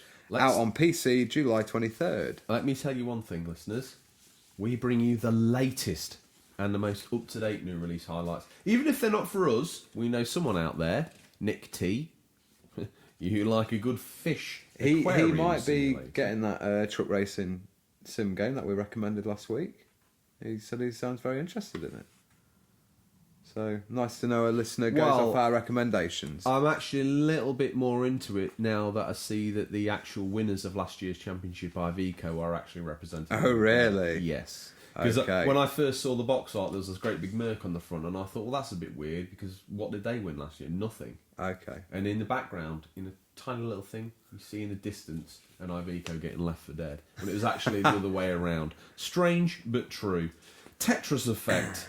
Tetris Effect is like Tetris. You've never seen it or heard it or felt it before. An incredibly addictive, unique and breathtakingly gorgeous reinvention of one of the most popular puzzle games of all time from the people who brought you the award-winning Res Infinite and legendary puzzle game Lumines. Fully playable on either a standard display up to 4K and 60 FPS unlocked resolution and uncapped frame rate with VSync disabled on PC or optionally in mind-blowing 3D on Oculus Rift and HTC Vive. Do you know what I've got to say about that, Tom? What? 486 gaming PCs only. Have you played that on VR on PS4?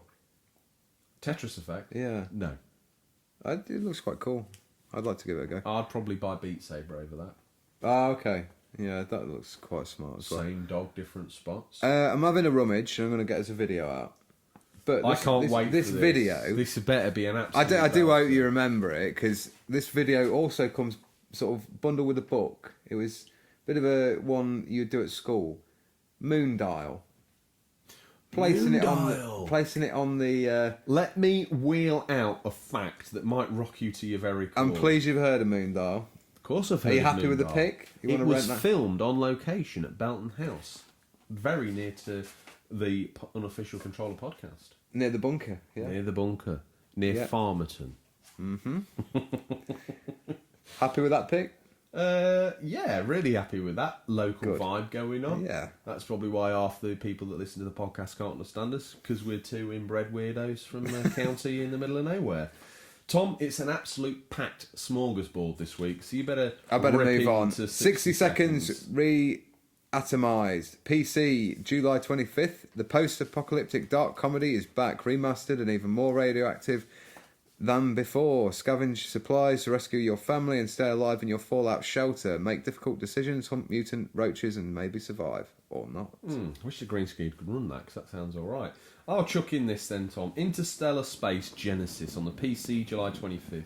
What's the PC Interstellar releases? Space Genesis is a turn-based space 4X strategy game in which you attempt to build a thriving galactic empire, discover mysteries among the stars, colonise procedurally generated worlds, and engage enemies in tactical turn-based combat on your journey to becoming ruler of the galaxy.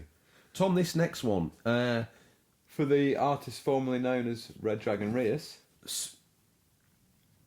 Pardon? For the artist formerly known Yes. as Red Dragon Rius.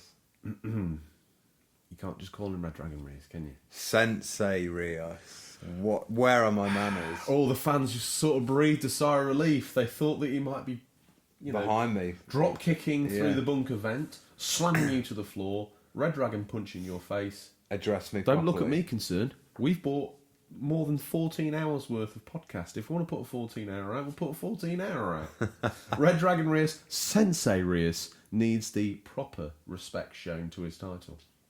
He does. Kill la Kill. If. Out on PC, July 25th. Might have been a typo by me, that. Is that? Okay, Kill la Kill. Out on PC, PS4 and Switch. You write it, he'll read it. It's out on the 26th on the PS4 and Switch, but it's out a day early. Exclusive. It is a day exclusive on the PC. Who'd have thought that PC owners would be wanting to play that Japanese game? Intense thrill. This is the Kill la Kill battle action. Experience the hot-blooded action from the original anime series in this game. New story. A whole new If story plot. Rampage. It wasn't a typo. About in the exciting world of Kill la Kill. Pick an executioner, use your favourite character and pulverise all who stand in your way. Replay the heat. Battle systems to relive the various heated scenes in the original anime. Replay that favourite scene to your heart's content. True to the original, all looks and feels of the original anime series remodelled with 3D cell look technology. I think that might be what they used in the Dragon Ball Z Fighter game, which looked awesome. Looked like watching an episode. Very, very clever. Incredible visuals. Favourite scenes from the original series. Cutting edge 3D cell tech as first seen in Wind Waker, Tom, yeah. What's probably now a 15-year-old game. Sorry. I'm Incredible I'm on visuals. about it replicating the direct look of Gnarly combos. gnarly combos. I'll take this. Songbird Symphony. PC, PS4, Switch, July 25th. A heartwarming... Whew, tell you what, sounds like I need me worm tablets. A heartwarming... What the hell is going wrong with my mouth? Let me slot my teeth back in. A heartwarming journey of discovery. An orphan chick bird sets off to find his true origins, following this cheerful little bouncing bird who revels in singing, guiding through this magical journey of stunning pixel art and gorgeous animation that shapes itself to your musical interactions. Next, Tom, this is yours. This is my mummy. Fire Emblem Three Houses out on the Switch, July 26th. Shape the future of the continent on the verge of war in Fire Emblem Three Houses for Nintendo Switch. Lead the students of one of the three prestigious houses through their academic lives and in tactical turn-based battles filled with new strategic twists to overcome. Remothered Tormented Fathers on the Switch, July 26th. Remothered Tormented Fathers is a pure and realistic survival horror video game. Excuse me. Wow. Tom. Too much method acting of being an actor, I think. The soundtrack. The plot is rich of unpredictable twists, but touching at the same time. Development of the game is similar to that of a film narration, where the player perfectly identifies himself with the character. The soundtrack, composed by Nobuka Toda and Luca Balboni, enhances the terrifying atmosphere of the game. The story revolves around Rosemary Reed, a fascinating 35-year-old woman who reaches Richard Felton's house in order to investigate on the disappearance of a girl called Celeste. The woman is greeted by Gloria, the nurse who takes care of old Richard. When Dr. Felton understands Rosemary's true intention, the dread begins. That last paragraph, Tom, the story revolves around Rosemary Reed, a fascinating 35-year-old woman, is the sort of thing you expect to see in the Radio Times, a description of this podcast's episode. Yeah. In this week's episode of the Unofficial Controller Podcast, the story revolves around Rosemary Reed, a fascinating 35-year-old woman who reaches Richard Felton's house in order to investigate on the disappearance of a girl called Celeste. It's like the sort of books your elderly relative would read, like Danielle Steele's. Mills and Boon, softcore porn for an 80-year-old. Moving us on, Tom, let's clean the power. Tetsumu Party, PC, PS4, Xbox and Switch, all the hits, July 26th. Riddle me this, what sumo walls and dancing have in common? The answer is all of these elements formed Tetsumu Party. Wow. Tetsumu Party is a game where sumo warriors gather to join an unconventional contest inspired by Japanese TV shows. They need to fit into funny shaped holes and approaching bamboo wall, otherwise, well, let's say that will result in a rather ridiculous manner. But what's better than winning alone? Find your friends, of course. In Tetsumu Party, you can gather up to 4 people in a hilarious face-off confrontation. What is the challenge? You need to control every limb separately and remember incoming bamboo walls aren't that forgiving. Okay. Next up, I actually genuinely, all joking aside, think this would probably be my mummy. Yeah. Wolfenstein Cyberpilot VR. PC, Oh, nice. VR, Oculus and Vive, obviously, and PSVR. July 26th. Wolfenstein Cyberpilot brings virtual reality to the revolution against the Nazis. Paris, 1980. You're the best hacker in town. Your mission: aid the French resistance by taking control of powerful Nazi war machines. Ram, gun down, and burn your way through the city of love, leaving dead Nazis in your wake. Saddle up, Cyberpilot. You're one of us now. I didn't realise that was coming out. No, snuck out, didn't it? Obviously, Stealth. it's released in Conjunction. conjunctivitis Conjunctivitis. with this Wolfenstein Youngblood, PC, PS4, Xbox and Switch, out July 26th. Wolfenstein Youngblood is the first modern co-op Wolfenstein adventure. Team up with a friend or play solo as one of the BJ Blazkowicz twin daughters and wield a powerful arsenal of new weapons, gadgets and abilities to liberate Paris from the Nazis. So, yeah. Those games are quite good, actually. The sort of newer Wolfensteins. I think they've done a good job of bringing them into the new age. I've not really picked up on any of those. I think the last Wolfenstein game I played was on the OG Xbox. Castle Wolfenstein. Oh, okay. Yeah. Something like that. Yeah. I don't remember being that great, No, actually. they're worth a look at. They're quite good fun first-person shooters. Tom, before Lord Pontlebury pulls the wires out the back of the podcast, what are you hoping? Hang on a minute. What are you hoping to play? What I'm hoping to play, I am tempted to pick up Fire Emblem. I'm going to wait for some review scores. You made a promise to the listeners. Why don't you pick it up and review it for us? Oh, You've got the time. maybe I will. So that's what you're hoping to play. Anything else? Overwatch, The Red Dead usuals. Redemption, Yeah, the usual. Battlefield Earth, the list goes on. I did- Mordor. I would like a recommendation from the listeners, to be honest. Well, they know what sort of games you're into. Yeah. That's a fact. So if you can come up with a mongrel of Red Dead Redemption 2, Overwatch, God of War, Lord of the Rings: Battle for Middle Earth, if you can come up with a game that seems to tick all those boxes, get in touch. Tom, quickly before we sign out, how would they do that? you can reach us at questions@unofficialcontrollerpodcast.com or direct messages on Twitter or Instagram, and you can also comment on our YouTube page on some of the videos. Okay. Please like and subscribe if you haven't already done so on the formats you listen on as well. What are you going to be playing this week? What do you hope to play? I sit nervous every week that he's just going to forget about me. Well, what am I hoping to play? As I've said to you before, or I don't know if I did or not now, because it was probably an hour and 3/4 ago. Listeners, you've probably forgotten what we said as well. They've got the luxury of the rewind button. They have. So I need to finish Days Gone. I feel I'm getting closer every week. The listeners are like, every week he says he's closer, but he's no nearer. I've got Judgment sat over there, but I'm probably going to spend most of my time playing Minecraft. At least I'm honest. It has a hold of you. A real tight grip.